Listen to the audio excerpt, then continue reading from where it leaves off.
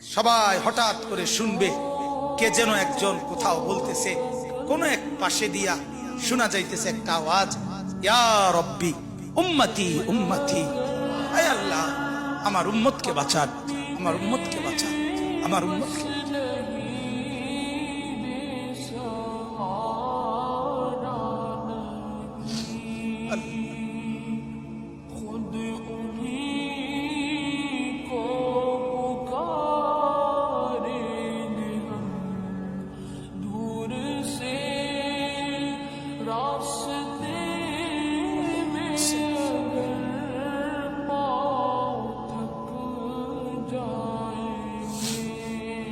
তো তিনি কে বলেন?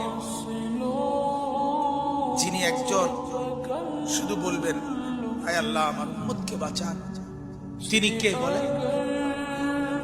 মুহাম্মদ।